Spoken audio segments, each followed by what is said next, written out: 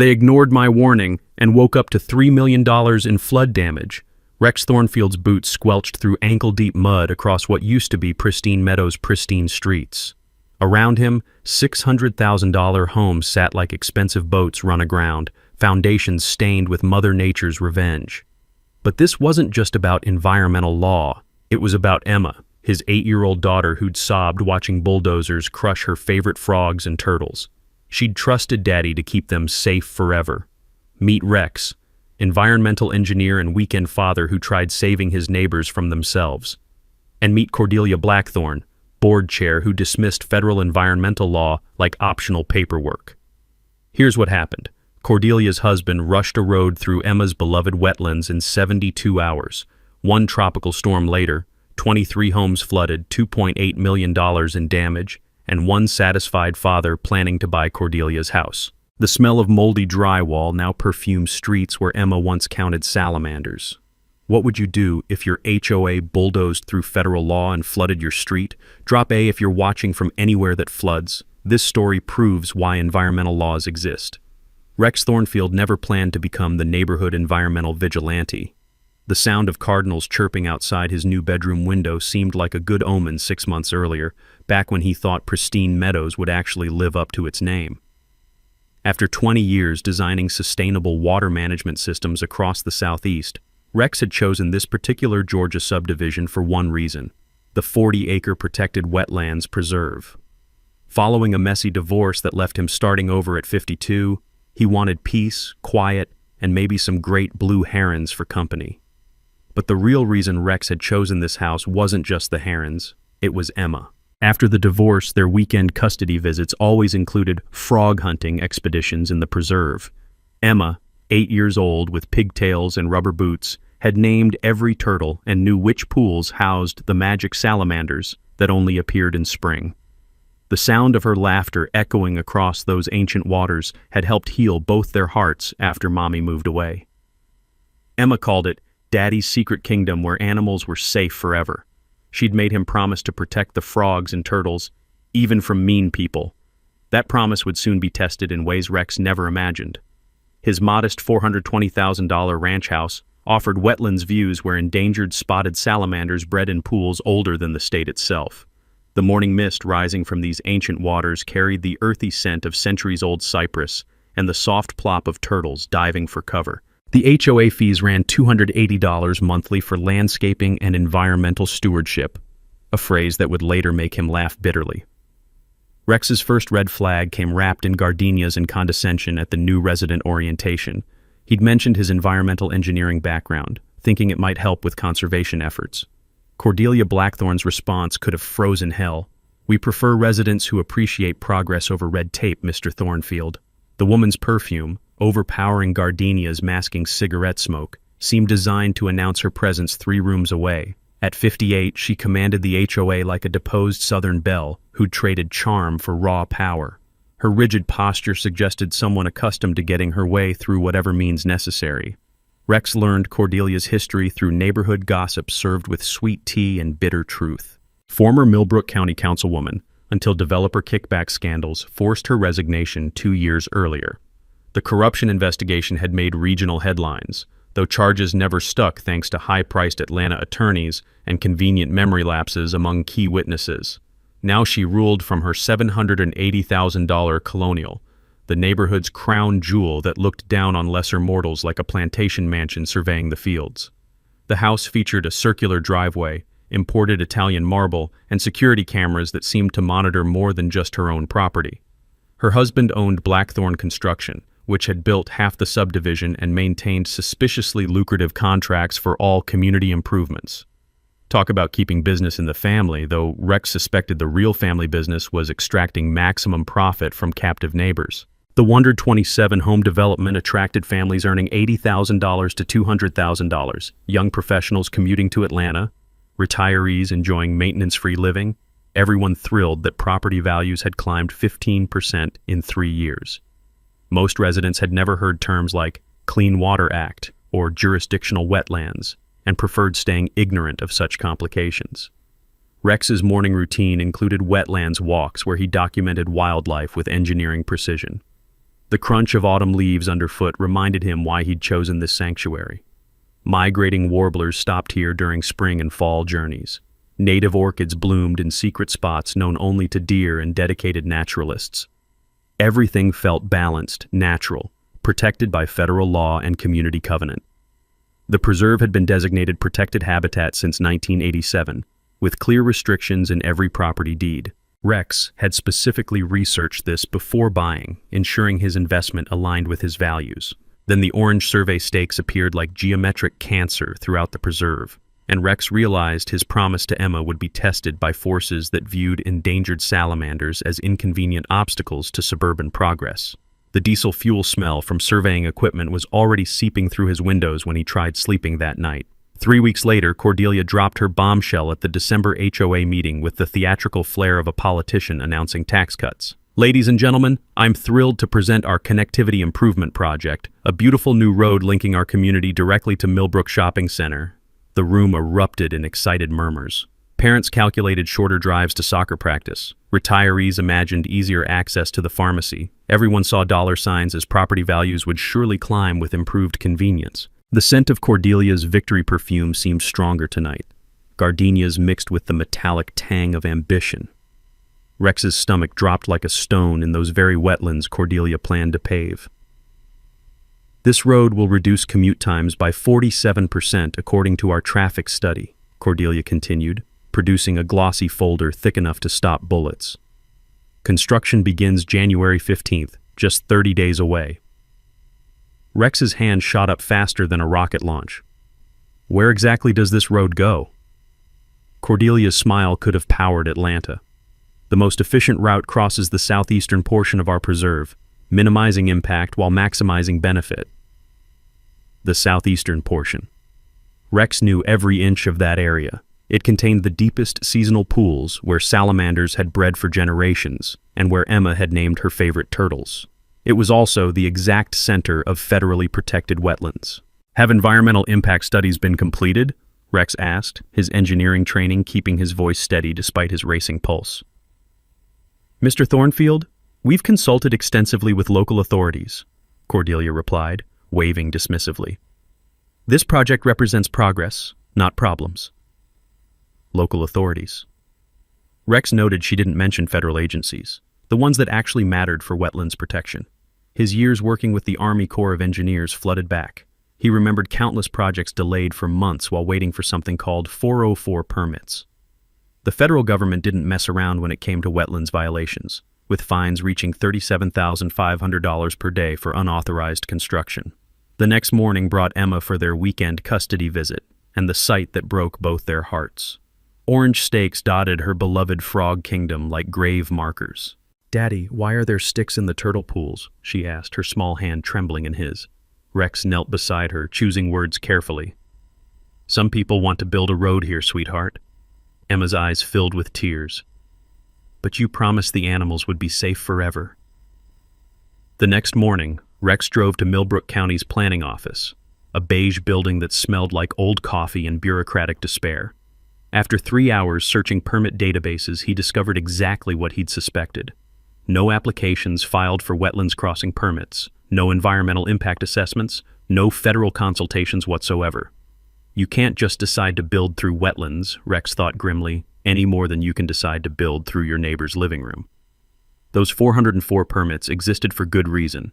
They typically required 18 to 24 months of environmental studies before the first shovel touched protected soil. Rex spent his weekend researching the original neighborhood covenants at the courthouse, a musty repository where property dreams went to be documented. What he found in the 1987 master deed made his pulse quicken.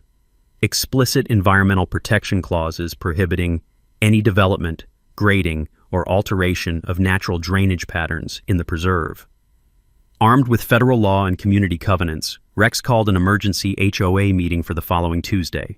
The conference room felt smaller, with tension thick enough to cut with Cordelia's manicured nails.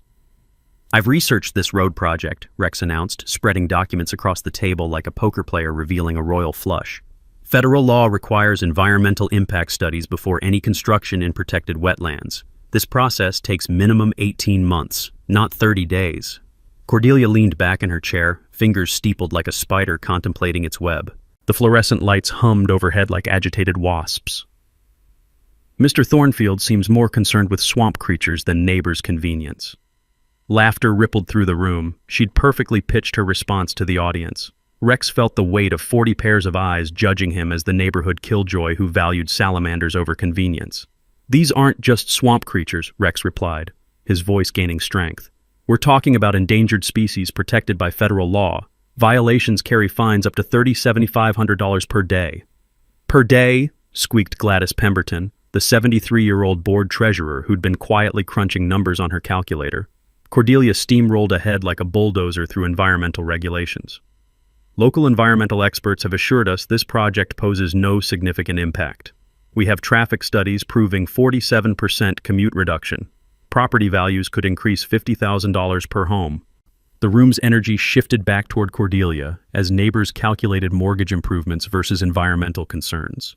Money talked louder than salamanders, apparently.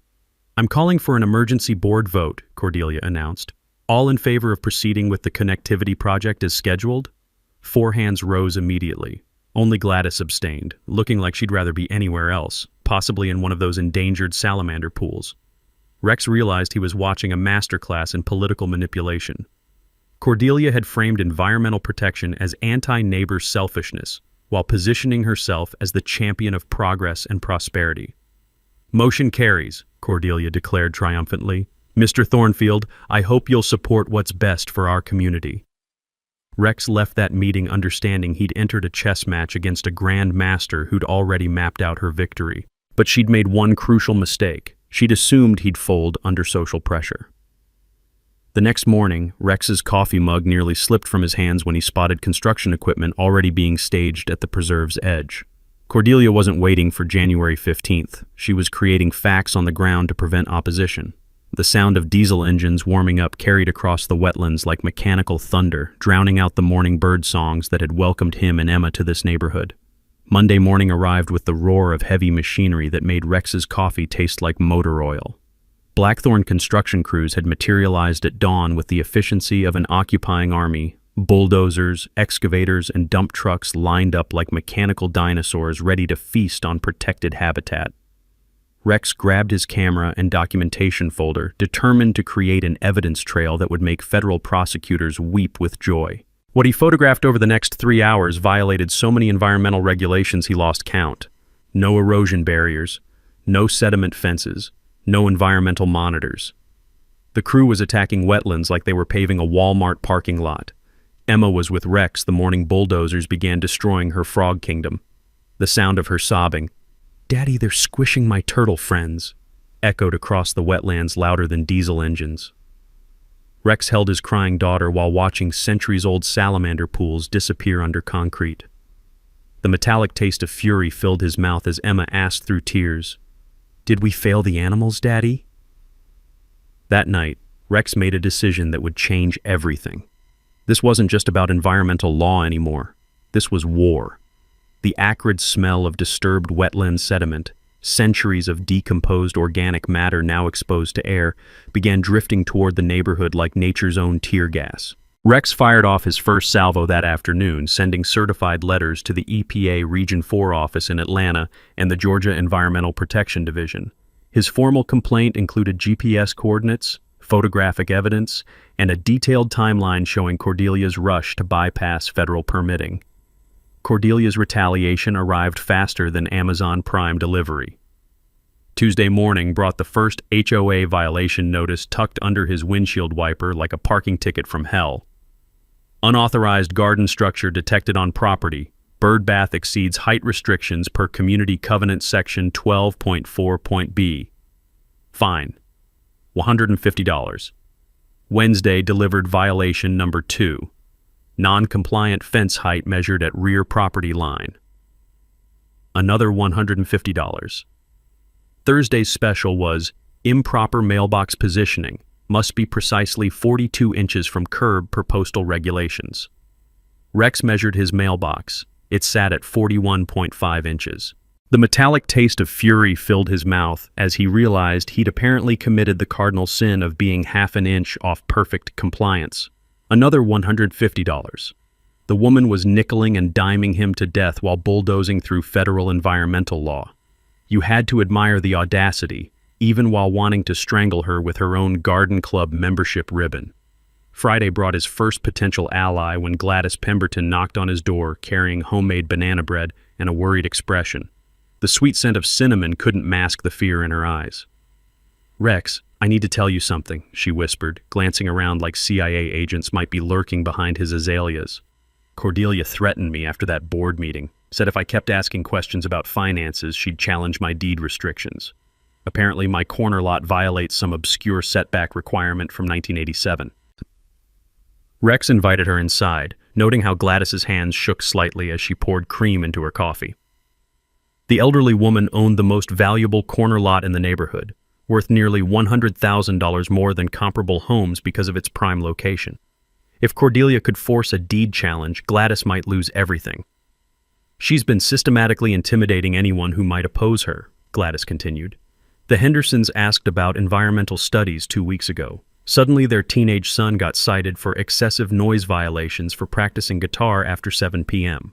The Patel family questioned construction costs. Now they're getting weekly inspections for potential landscape violations." Rex felt pieces clicking into place. Cordelia wasn't just bulldozing wetlands, she was bulldozing neighbors into submission through bureaucratic terrorism.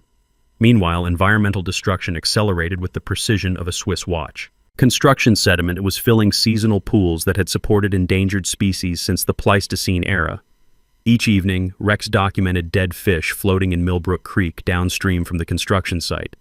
The local newspaper ran a puff piece that Friday, "HOA modernizes aging infrastructure for community benefit." The article featured Cordelia in hard hat and pearls standing next to a future site of connectivity improvement sign.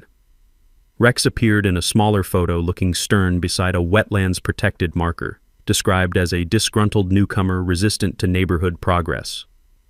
She'd played the media like a virtuoso violinist, casting herself as the forward-thinking community leader while painting him as the obstructionist outsider. Rex called the EPA emergency hotline that weekend, hoping federal cavalry might ride to the rescue.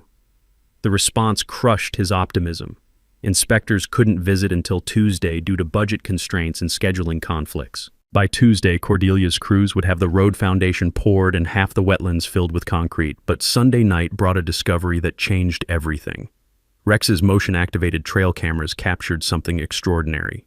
Cordelia's crews weren't just working weekends, they were working around the clock, massive concrete pours happening under floodlights while neighbors slept peacefully in their beds.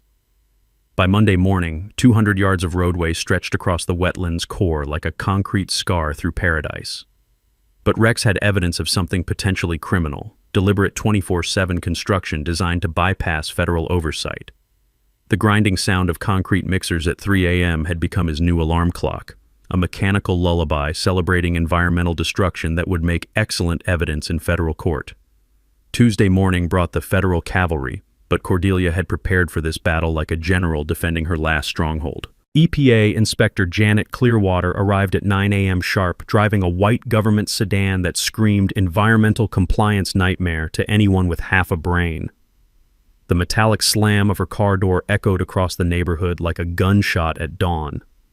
Rex watched from his kitchen window as Cordelia intercepted the inspector before she'd even straightened her government-issued blazer, clipboard in hand, and smile locked and loaded. "Welcome to Pristine Meadows," Cordelia gushed, extending her hand like a southern hostess greeting dinner guests. "I'm Cordelia Blackthorne, HOA Board Chair. We're so pleased you're here to confirm our project's environmental soundness." Rex grabbed his evidence folder and practically sprinted across the street, his boots crunching on gravel that hadn't been there a week ago. Construction debris now decorated what used to be pristine lawns.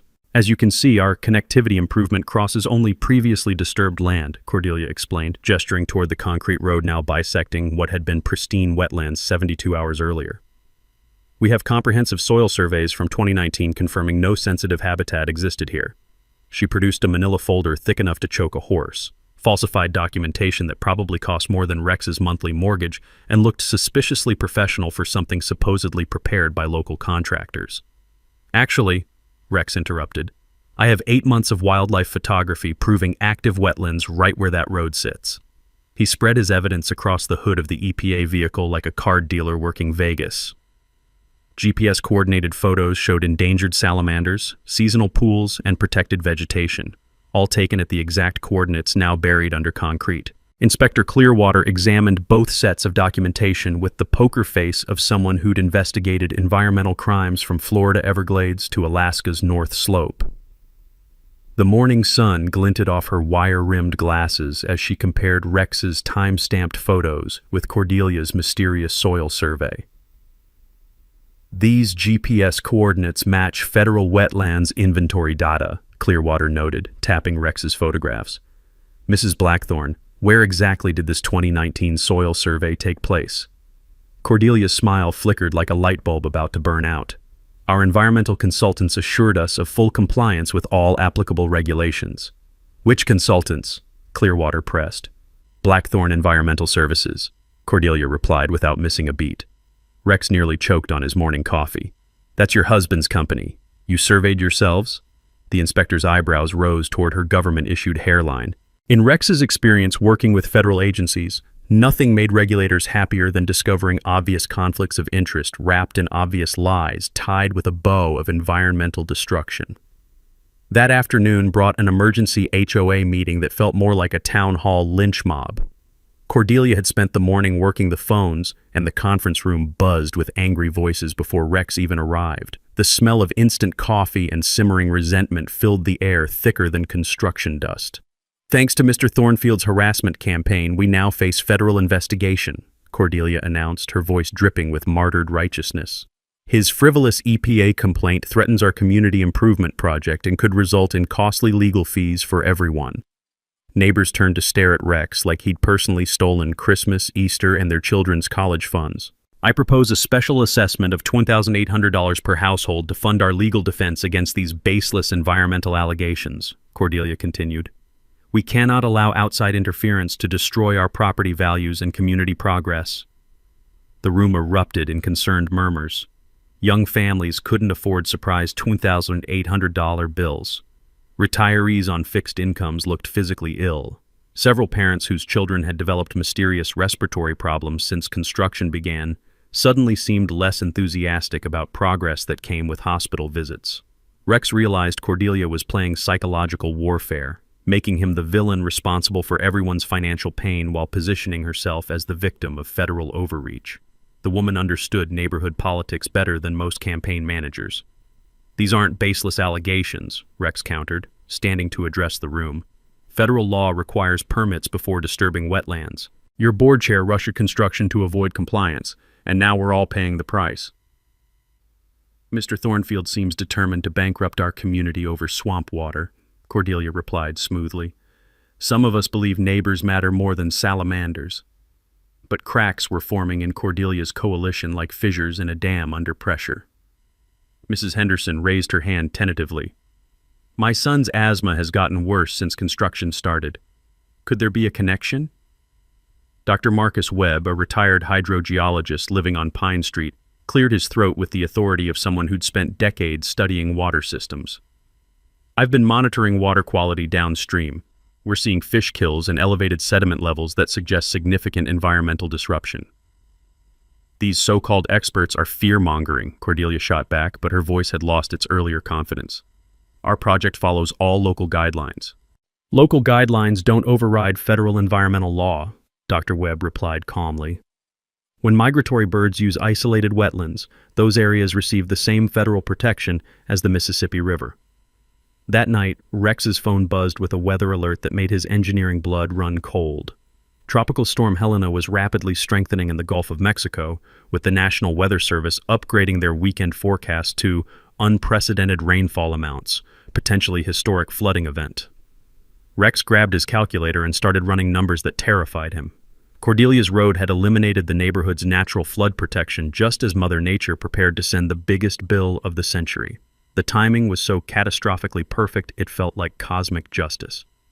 Wednesday morning brought Rex to the Millbrook County Courthouse with the determination of a man who'd run out of conventional weapons. If Cordelia wanted to play hardball with environmental law, he'd show her what a real curveball looked like. The courthouse basement smelled like old paper, forgotten dreams, and that peculiar mustiness that comes from decades of legal documents slowly decomposing in Georgia humidity. Rex had spent enough time researching property titles during his engineering career to know where bodies were buried, legally speaking. The fluorescent lights hummed overhead like mechanical insects while he pulled dusty volumes from metal shelves. He started with the 1987 Master Deed, the foundational document that had originally created Pristine Meadows subdivision. What he found in Section 12 made his hands shake with excitement and terror in equal measure. Permanent conservation easement. The southeastern 40 acres of said property shall remain in perpetual conservation status, as recorded with the Georgia Nature Conservancy. Document number GNC 1987-0847. Said easement prohibits any development, grading, or alteration of natural drainage patterns in perpetuity. Rex read the paragraph 3 times to make sure his tired eyes weren't playing tricks. The musty air seemed to thicken as he cross-referenced document number GNC 1987-0847 and felt his world tilt on its axis like a carnival ride operated by drunk teenagers. The conservation easement wasn't just some environmental feel-good measure, it was a legal nuclear bomb with a 36-year fuse. The original developer had donated the wetlands to the Georgia Nature Conservancy for a $400,000 tax write-off, permanently restricting development rights on that exact land where Cordelia's Road now sat like a concrete middle finger to federal law. But here's where it got truly terrifying. Rex remembered from his property law courses that conservation easements run with the land. They legally bind all future property owners forever, like environmental herpes that never goes away. If the easement was violated, every single property deed in Pristine Meadows could be declared invalid. Rex grabbed his phone and called environmental attorney Samantha Hartwell, a colleague from his consulting days who specialized in exactly these kinds of legal landmines. "Rex, please tell me you're calling about something simple like a permit dispute," Samantha said after hearing his breathless summary. "I wish. How bad is easement violation for property owners?" "Biblical apocalypse bad. If a conservation easement gets voided due to violation, title insurance becomes worthless toilet paper. Mortgage companies can demand immediate full payment on every loan. The Nature Conservancy could technically claim ownership of the entire subdivision and evict everyone." Rex felt his morning coffee turn to battery acid in his stomach. "All 127 homes? Every single one, including yours. Rex, you're sitting on information that could bankrupt your entire neighborhood." The legal term is quiet title action. If no one enforces the easement within the statute of limitations, violations might get overlooked. But you have maybe 30 days before that window slams shut forever. Rex hung up, feeling like he'd just discovered he was holding a live grenade while standing in a room full of his neighbor's children. He could destroy Cordelia's illegal road project, but the collateral damage would include every innocent family in the subdivision. Elderly couples like Gladys would lose their life savings. Young families would face immediate foreclosure. Kids would lose their childhood homes because adults couldn't follow environmental law. The moral weight pressed down on his shoulders like wet concrete. He spent the rest of Wednesday researching the Georgia Nature Conservancy's contact information, the taste of guilt metallic in his mouth. The organization's legal department seemed genuinely shocked to learn about the easement violation. Apparently, they'd lost track of the 1987 document during organizational restructuring in the 1990s. "Mr. Thornfield, we'll need to review this immediately," said staff attorney Rebecca Morrison. "If the easement is being violated, we have legal obligations to enforce it regardless of consequences to current homeowners." Rex made a decision that surprised him. "Give me 2 weeks before you take action. I want to try resolving this without destroying innocent people's lives." That night, Rex sat on his back porch listening to the relentless grinding of nighttime construction. Cordelia's crews were still working around the clock to complete their environmental crime before federal oversight arrived. Rex now held the ultimate trump card, information that could void every property deed in the neighborhood. The question was whether he had the stomach to detonate a legal nuclear weapon to save endangered salamanders. Thursday morning found Rex drinking coffee that tasted like determination mixed with desperation while mapping out a strategy that would make Sun Tzu proud. The bitter liquid seemed appropriate for planning warfare against his own HOA. Sometimes life required acquiring tastes for unpleasant necessities. His first call went to attorney Samantha Hartwell, who agreed to file a preliminary injunction motion in federal court to halt construction immediately. The strategy was surgical: stop the bleeding first, then address the underlying legal cancer of easement violation later. "I'll need your expert witness affidavit documenting environmental damage," Samantha explained, her voice crackling through the phone with the energy of a lawyer who smelled blood in the water. Federal judges love technical evidence from qualified engineers who can explain complex violations in simple terms. Rex spent the morning crafting an affidavit that read like an environmental autopsy report. Destroyed salamander breeding pools, contaminated downstream water supplies, violated Federal Clean Water Act protections. Each paragraph documented another environmental crime with GPS coordinates and photographic evidence that would make EPA investigators weep with prosecutorial joy. The metallic screech of construction equipment outside his window provided an oddly motivating soundtrack for legal warfare preparation. The afternoon brought an unexpected ally when Dr. Marcus Webb knocked on Rex's door carrying a laptop and the kind of grim expression geologists wore when discussing impending disasters. The scent of rain hung heavy in the air. Nature seemed to sense what was coming.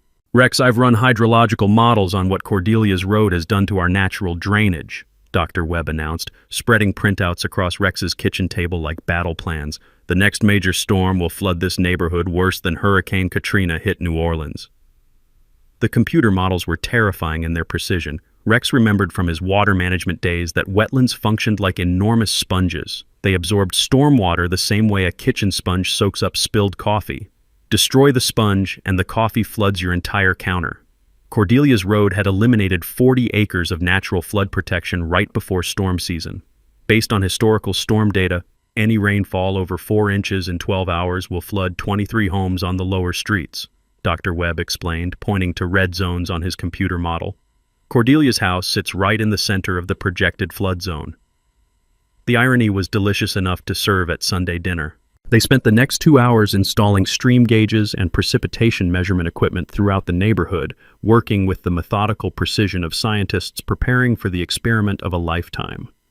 Rex's engineering background had taught him that courts loved precise data more than emotional appeals. Numbers didn't lie, unlike certain HOA board chairwomen. The technical education campaign began Friday morning at Murphy's Diner, where Rex organized an informal coffee chat that felt more like an environmental science seminar. The diner's checkered linoleum floors and fluorescent lighting created an oddly appropriate classroom for suburban environmental education. "Think of wetlands like giant underground storage tanks," Rex explained to 8 concerned residents gathered around mismatched tables. "They absorb floodwater the same way your basement sump pump prevents flooding. Destroy the wetlands, you eliminate your flood protection and turn your subdivision into a swimming pool during the next big storm." Mrs. Henderson leaned forward, clutching her coffee mug like a lifeline, while the morning sunlight streamed through grease-stained windows. "So this road could actually flood our homes?" "It's not could, it's when," Dr. Webb confirmed grimly. "The next major storm will test Cordelia's engineering decisions in the most expensive way possible." Rex watched minds change in real time as parents calculated potential flood damage against temporary traffic convenience. Money talked, but the threat of losing everything screamed louder than a smoke detector at 3 a.m. Saturday brought media reinforcements when investigative reporter Sarah Presley from the Atlanta Journal-Constitution arrived with the enthusiasm of a journalist who'd smelled a Pulitzer Prize brewing. The woman's energy could have powered a small city as she reviewed Rex's evidence files. "This story has everything," Sarah said, her pen moving faster than Cordelia's bulldozers. "Environmental crime, federal investigation, HOA corruption, endangered species. It's like Netflix ordered a documentary about suburban environmental warfare." Rex's financial research revealed Cordelia's desperation ran deeper than environmental violations. Blackthorn Construction owed $180,000 in contractor liens on other projects, with the company rushing this road project to generate cash flow for bankruptcy payments. Cordelia had personally guaranteed business loans that put her $780,000 house at risk. She was gambling everything on completing this environmental crime. Sunday's weather update made Rex's pulse quicken like a thoroughbred at the starting gate. The National Weather Service had upgraded weekend forecasts to include tropical storm remnants bringing 6 to 8 inches of rainfall in 12 hours. Exactly the kind of precipitation event that would test destroyed wetlands in the most dramatic way possible. As Rex calibrated his final monitoring equipment, He reflected on the beautiful irony developing. Cordelia had rushed construction to beat federal oversight, but Mother Nature was about to provide the most compelling environmental impact study ever conducted, live, in high definition, with her neighbors' basements as the laboratory. Monday morning brought the news that made Rex's coffee taste like victory mixed with dread. Attorney Samantha Hartwell called with an update that changed the game's tempo from chess to speed racing. Federal injunction hearing is scheduled for next Monday, she announced, her voice carrying the electricity of impending legal warfare. But Rex, I'm hearing through courthouse gossip that Cordelia's learned about it. She's accelerating construction to complete the road before the hearing. Rex peered through his kitchen window to see proof of Samantha's intelligence. Blackthorn Construction had tripled their workforce overnight. The wetlands now swarmed with equipment like mechanical ants devouring a sugar cube.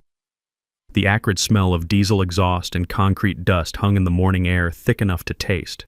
Cordelia had declared total war on federal environmental law, and she was winning through sheer audacity. The first salvo in her counteroffensive arrived Tuesday morning via Rex's doormat, another stack of HOA violation notices that made his previous citations look like parking tickets. Unauthorized environmental monitoring equipment detected on common areas. Immediate removal required. Apparently, his stream gauges violated some obscure covenant about aesthetic disruption. Wednesday brought escalated psychological warfare when Rex discovered his trail cameras had been systematically sabotaged. Every single unit showed severed power cables and missing memory cards. Someone had conducted a precision strike against his surveillance network with military efficiency. The anonymous note tucked under his windshield wiper delivered the message with crystal clarity. Environmental terrorists aren't welcome here. Leave before you regret staying. Rex felt a chill that had nothing to do with Georgia weather patterns. Cordelia had moved beyond bureaucratic harassment into territory that flirted with criminal intimidation. The woman was clearly desperate enough to play extremely dangerous games. Thursday's morning routine included discovering his car tires had been slashed sometime during the night. 4 perfectly clean cuts that screamed professional vandalism rather than random mischief. Rex photographed the damage while calculating whether his insurance covered environmental activism-related vehicle sabotage. But Cordelia's most effective weapon remained her propaganda machine.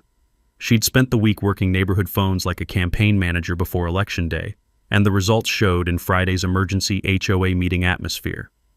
Ladies and gentlemen, we face an unprecedented attack on our community, Cordelia announced to a packed conference room that buzzed with nervous energy. Mr. Thornfield's harassment campaign has escalated beyond reasonable bounds. He's filing frivolous federal lawsuits designed to bankrupt our neighborhood while secretly recording residents without consent. The room's temperature seemed to drop 10 degrees as neighbors turned to stare at Rex like he'd been caught selling drugs to kindergartners. Cordelia had masterfully reframed his environmental documentation as stalking behavior and his legal actions as financial terrorism. Our community faces potential legal costs exceeding $500,000 if these baseless environmental allegations proceed, Cordelia continued, producing documents that looked professionally prepared by expensive attorneys. I'm forced to recommend immediate legal action against Mr. Thornfield for tortious interference with community business. Rex realized Cordelia was attempting to bury him under legal fees while positioning herself as the neighborhood's financial protector. The woman understood psychological warfare better than most military strategists. That's when Rex made the first move Cordelia never saw coming. Using his divorce settlement and $200,000 from Emma's college fund, money he'd been saving for environmental protection projects, Rex quietly purchased all of Blackthorn Construction's outstanding debt from 3 different banks. The beauty of bankruptcy law was that debt holders could force immediate liquidation. Rex now owned $180,000 in contractor liens, business loans, and equipment financing that Cordelia's husband had personally guaranteed. One phone call to their bankruptcy attorney delivered his message. Construction stops immediately or I foreclose tomorrow. Rex smiled, remembering Emma's tears. Sometimes protecting children required playing by adult rules that had nothing to do with being nice. Meanwhile, Rex's silent preparation continued with the methodical precision of someone expecting Armageddon. He'd replaced his sabotage surveillance equipment with hidden military-grade cameras borrowed from Dr. Webb's geological survey work. The new units were virtually invisible and transmitted data wirelessly to cloud storage that Cordelia's minions couldn't physically destroy. His partnership with Dr. Webb had evolved into something resembling a scientific resistance movement. They'd installed underground water sensors throughout the neighborhood using techniques Webb had perfected during earthquake monitoring projects. Their flood prediction network now rivaled National Weather Service capabilities for local precision. The construction completion timeline had accelerated to breakneck speed that defied both physics and environmental law. Cordelia's crews were working 24/7 shifts, pouring concrete under floodlights while most neighbors slept peacefully in beds that might soon require flood insurance. Rex's hidden cameras captured environmental violations that would make federal prosecutors practically giddy. Direct concrete pours into endangered salamander pools. Construction equipment dumping contaminated soil directly into storm drains leading to Millbrook Creek. Chemical runoff flowing unchecked into downstream residential water supplies. Friday night brought the weather update that made Rex's engineering calculations feel prophetic. Tropical storm. Helena had strengthened to Category 1 hurricane status with landfall predicted for Saturday night, 180 miles south of Millbrook County. The storm's northern bands would deliver exactly the precipitation levels Rex's models had identified as catastrophic for destroyed wetlands. But Cordelia's most desperate gamble was also her most revealing. Rex's surveillance network captured her husband's construction crew dumping industrial chemicals directly into storm drains Friday after midnight, evidence of environmental crimes that crossed the line from civil violations into federal felony territory. Saturday morning dawned with the metallic taste of approaching storms and the mechanical rumble of construction equipment racing against meteorological deadlines. Cordelia's road project was 90% complete, but Mother Nature's audit was about to begin.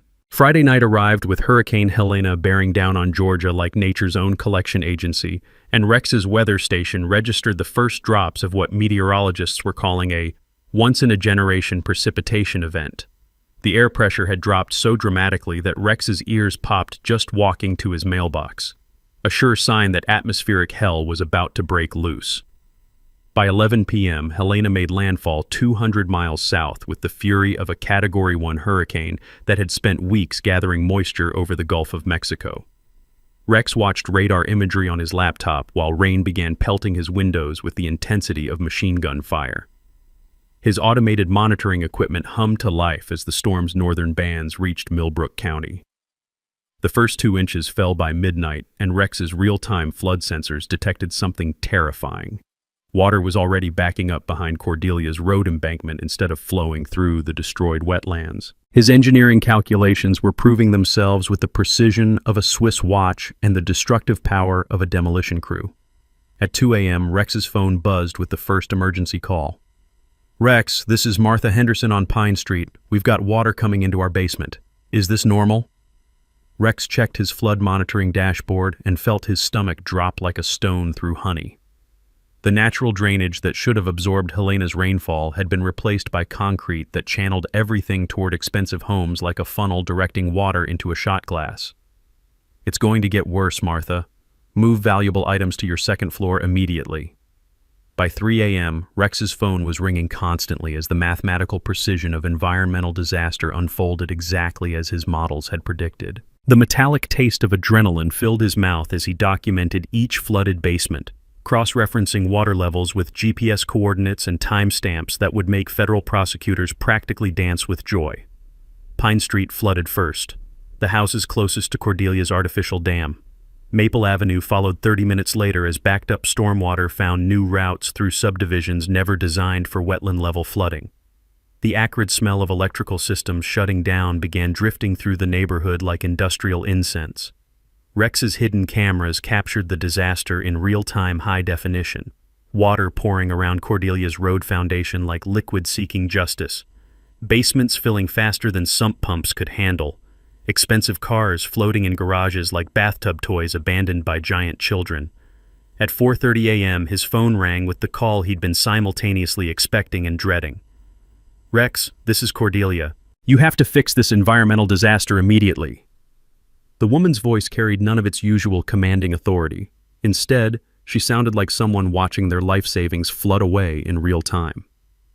Rex calmly checked his monitoring data and confirmed what his engineering training had predicted. "Cordelia, the wetlands you destroyed would have absorbed all this water naturally. Your road created an artificial dam that's flooding the neighborhood. I don't care about technical explanations. People are losing their homes. Rex felt the irony settle over him like warm honey. Maybe you should have considered that before bulldozing through federal environmental law. The line went dead, but Rex knew the conversation was far from over. Cordelia's house sat directly in the center of his predicted flood zone. If his calculations were correct, her $780,000 colonial would start taking on water within the hour. By dawn Saturday, the scope of environmental justice had revealed itself with biblical precision. 23 homes reported basement flooding, exactly matching Dr. Webb's hydrological models. Rex's house, built to respect natural drainage patterns, remained completely dry while his neighbors dealt with the wet consequences of environmental arrogance. The Atlanta Journal-Constitution's Sarah Presley arrived by 7 a.m., driving through flooded streets while live streaming video that would make national environmental news within hours. Rex provided expert commentary for her audience while carefully documenting the connection between destroyed wetlands and neighborhood flooding. "This is unprecedented flooding for this rainfall amount," confirmed the National Weather Service meteorologist during Sarah's live broadcast. "The natural flood absorption capacity appears to have been significantly compromised." Sure. Rex's EPA contact arrived Saturday afternoon with water sampling equipment that detected construction chemical contamination exceeding drinking water standards by 300%. The evidence showed environmental violations had created not just flooding, but toxic flooding that threatened public health. Insurance adjusters began arriving Sunday morning with expressions like undertakers measuring coffins. Flood damage estimates quickly climbed toward $2.8 million across 23 homes. But the real nightmare was just beginning. Insurance companies were investigating man-made flood exclusion clauses that could deny coverage for disasters caused by illegal construction. Cordelia's world collapsed as methodically as her illegal road had been built. Her house suffered $180,000 in flood damage. Blackthorn construction equipment sat half-submerged in contaminated floodwater, destroyed by the same environmental destruction it had created. Personal bankruptcy became inevitable as business loan guarantees collided with flood damage and federal criminal liability. Rex spent Saturday and Sunday refusing media interviews that might have seemed vindictive. Instead, he focused his message on environmental law's practical purpose. Federal wetlands protection exists because Mother Nature always collects on unpaid environmental bills, with interest compounded by flood damage. Sunday evening brought the sound of industrial fans and dehumidifiers humming throughout the neighborhood like mechanical mourning songs for environmental arrogance. Rex sat on his dry back porch, listening to the restoration efforts and calculating federal criminal penalties for environmental destruction. The sweet smell of Emma's favorite wildflowers, somehow still blooming in his untouched yard, reminded him why some battles were worth fighting, even against impossible odds. Monday morning's federal court hearing felt like Environmental Judgment Day, with U.S. District Judge Patricia Hamilton presiding over what had become the most documented environmental crime in Millbrook County history. The courtroom packed tighter than a rush-hour subway car. Affected neighbors, media crews, EPA officials, and FBI environmental crimes investigators all crammed into wooden pews that creaked under the weight of impending justice. Rex took the witness stand wearing his best engineer's demeanor and carrying 3 folders of evidence that could have stopped a freight train. The smell of wet drywall from flooded homes had somehow followed everyone into the courthouse, a pungent reminder of environmental consequences that lingered like guilty consciences. "Mr. Thornfield, please explain to the court how this weekend's flooding relates to the defendant's construction project," Judge Hamilton requested, her wire-rimmed glasses reflecting the fluorescent lighting like legal laser beams. Rex spread his GPS-coordinated flood documentation across the witness table like a card dealer revealing a royal flush. "Your Honor, federal wetlands function as natural flood control systems. When Cordelia Blackthorn's crews destroyed 40 acres of protected habitat, they eliminated the neighborhood's natural drainage capacity. Saturday's flooding was as predictable as gravity." His computer models displayed on the courtroom's projection screen with the precision of surgical instruments. Every flooded basement corresponded exactly to his pre-storm calculations, proving cause and effect with mathematical certainty that made environmental lawyers practically purr with satisfaction. Cordelia sat at the defendant's table looking like someone who'd aged 10 years over one weekend. Her water-damaged designer suit and hollow-eyed expression suggested a woman watching her empire crumble in real-time legal proceedings. The metallic clicking of her nervous pen tapping echoed through the courthouse like a countdown timer. Mrs. Blackthorne's attorney claims this project was completed in good faith reliance on local permits, Judge Hamilton noted, shuffling through legal briefs thick enough to stop bullets. Rex's attorney, Samantha Hartwell, stood with the confidence of someone holding 4 aces and a royal flush simultaneously. Your Honor, federal environmental law doesn't recognize good faith violations of the Clean Water Act. Mrs. Blackthorne ignored required permitting processes and destroyed protected habitat to avoid federal oversight. The courtroom's tension ratcheted higher when Judge Hamilton addressed the elephant sitting in the legal room. Counselor, I'm reviewing allegations that this entire construction project violated a permanent conservation easement dating to 1987. How does your client respond to claims that every property deed in this subdivision might be legally invalid? Cordelia's attorney looked like a man who'd just discovered his parachute was actually a backpack full of concrete. Your Honor, we have no knowledge of any such easement restrictions. Rex felt the moment crystallize like perfect engineering calculations.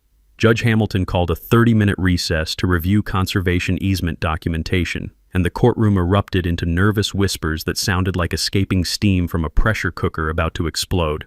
Outside the courthouse, Sarah Presley live-tweeted legal developments to 50,000 followers while local TV crews set up equipment for what had become regional environmental news.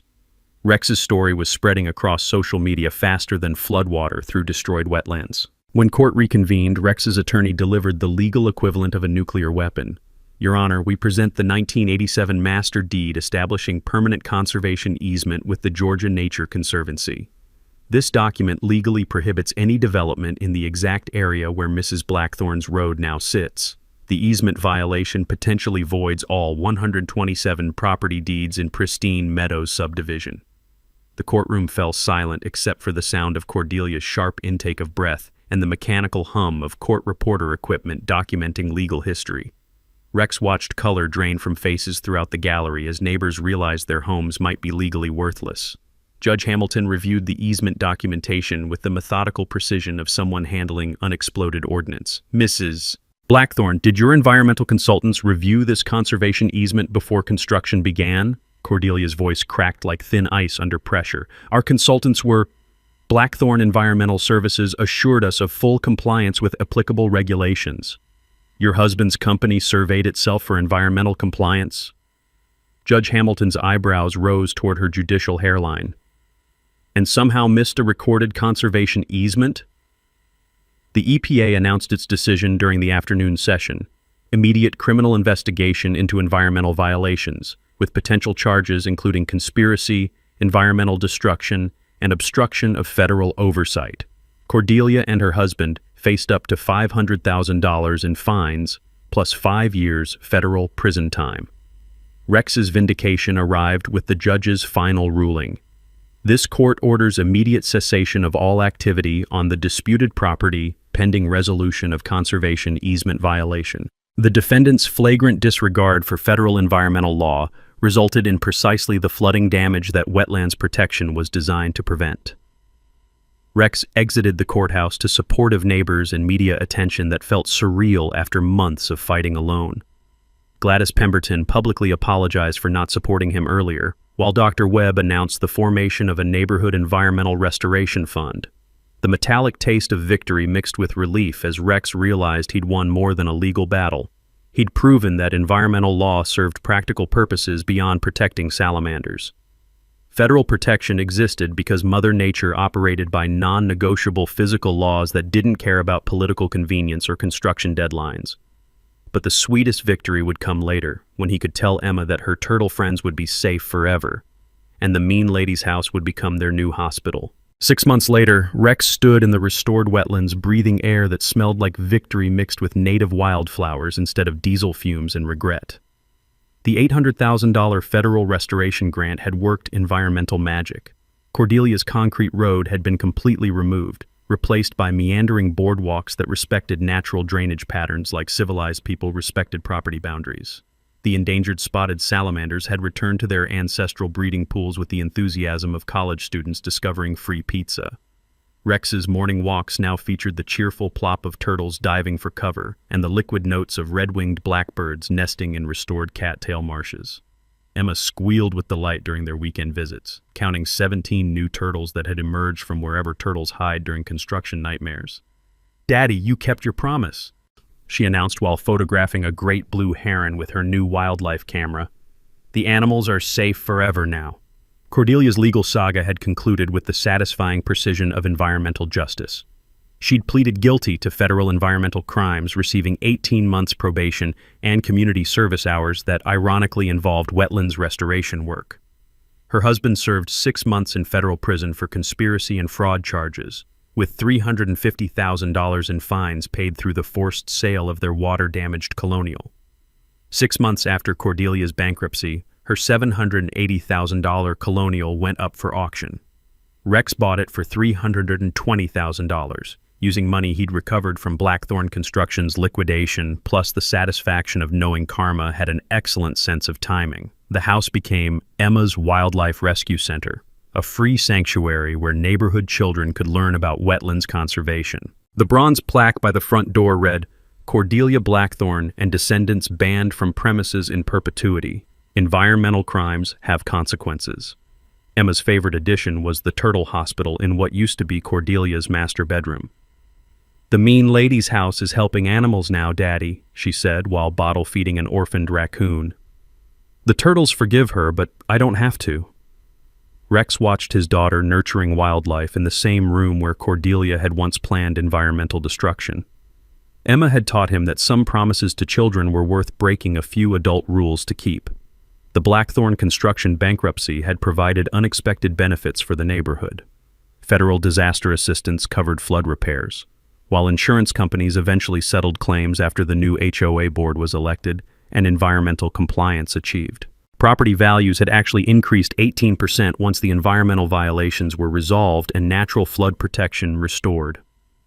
Rex's personal transformation had surprised him more than anyone. His expertise in environmental crisis management led to marriage with Dr. Sarah Clearwater, the EPA inspector who'd become his strongest professional ally and eventually his life partner. Their combined environmental consulting business, Wetlands and Watersheds, now helped communities across the Southeast navigate federal environmental compliance before disasters struck. The conservation easement crisis had resolved through careful negotiation with the Georgia Nature Conservancy.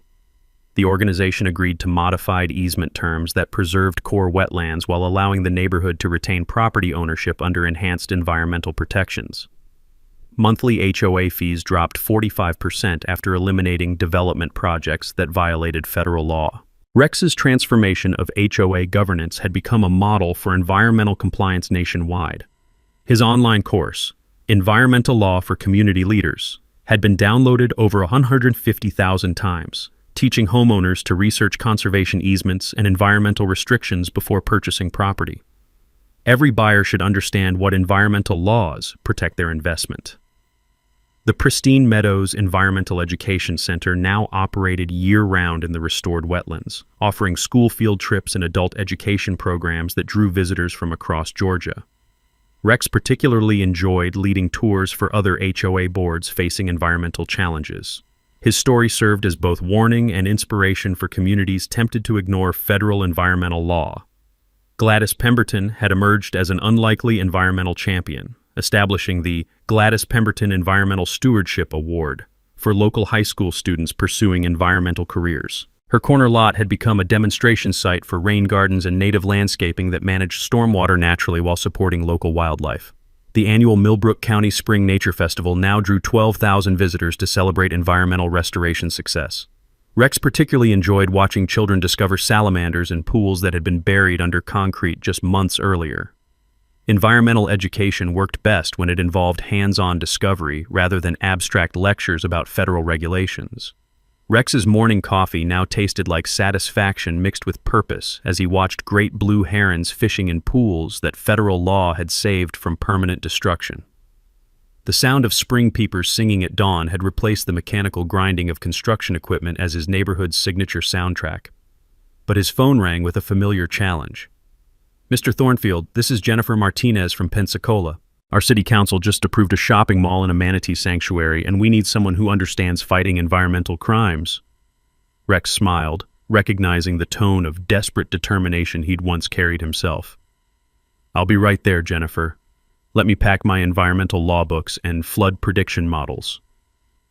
Drop a comment sharing your worst HOA nightmare. We read every single one and might feature your story next. Hit that subscribe button because somebody's always fighting environmental crimes, and we'll be there to document their victory.